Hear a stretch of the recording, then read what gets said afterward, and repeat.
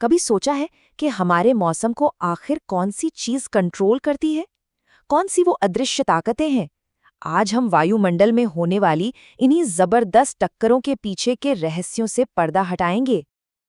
अक्सर ऐसा होता है ना कि सुबह सुबह तो खिली हुई धूप होती है और दोपहर होते होते अचानक से तूफान आ जाता है। आखिर ऐसा होता क्यों है? इसका जवाब हमारे ठीक सिर के ऊपर आसमान में चल रही एक बहुत बड़ी लड़ाई में छिपा है। तो इस कहानी को समझने के लिए सबसे पहले इसके मेन कैरेक्टर से मिलना होगा। वैज्ञानिक इन्हें एयर मास या वायु राशि कहते हैं। जरा सोचिए, हवा का एक बहुत बड़ा गुब्बारा जो हफ्तों तक एक ही जगह पे टिका हुआ है। मान लीजिए आर्कटिक की बर्फीली जमीन पर या फिर किसी गर्म ट्रॉपिकल समुद्र के ऊपर। अब होता क्या है कि समय के साथ ये हवा नीचे की जमीन या पानी के गुण अपने अंदर सोख लेती है। मतलब वो या तो ठंडी हो जाएगी या गर्म, सूखी हो जाएगी या नम। अच्छा, तो इन एयर मासेस को हम दो बहुत ही आसान तरीकों से पहचान सकते हैं। पहला, तापमान के हिसाब से, या तो ये पोलर होंगी मतलब ठंडी, या फिर ट्रॉपिकल यानी गर्म।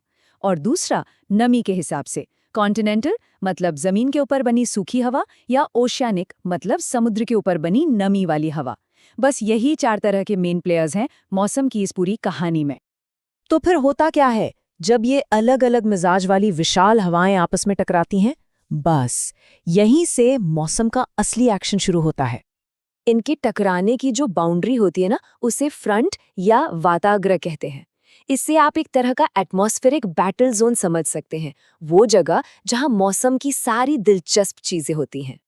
ये है एक वार्म फ्रंट। इसमें होता ये है कि हल्की गर्म हवा बाहरी ठंडी हवा के ऊपर धीरे धीरे फिसलती हुई चढ़ती है, और इस धीमी जेंटल चढ़ाई की वजह से अक्सर लंबे समय तक हल्की या मीडियम बारिश होती है या फिर बर्फबारी।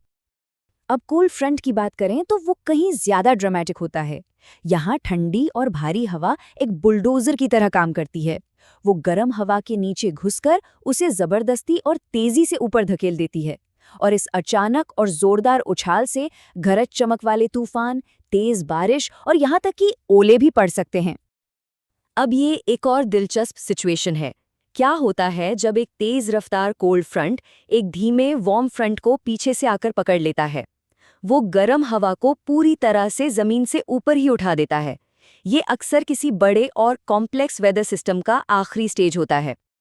और कभी-कभी ऐसा भी होता है कि दो एयर मास आकर मिलते तो हैं, पर दोनों में से कोई भी इतना ताकतवर नहीं होता कि दूसरे को धकेल सके।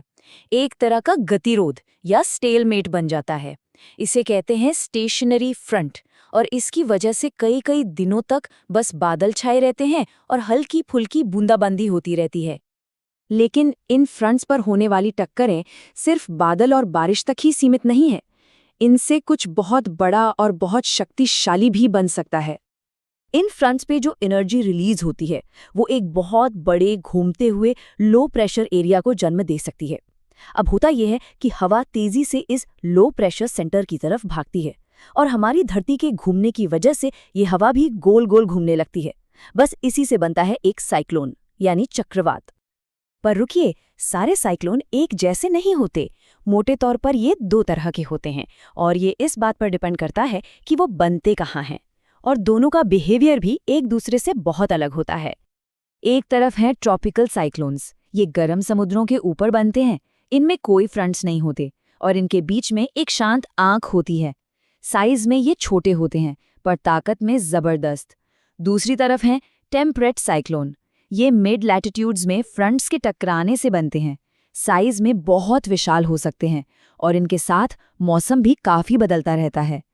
वैसे एक मजेदार बात बताएं, इन ताकतवर ट्रॉपिकल तूफानों को दुनिया भर में अलग अलग नामों से जाना जाता है। मेक्सिको की खाड़ी के पास इन्हें हरिकेन कहते हैं, चाइना सी में यही टाइफून बन जाते हैं, और नॉर्थ वेस्टर्न ऑस्ट्रेलिया के पास इन्हें विली विली कहा जाता है।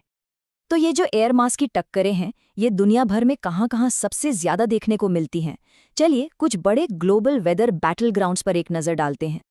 नॉर्थ अमेरिका तो इसका एक क्लासिक एग्जाम्पल है।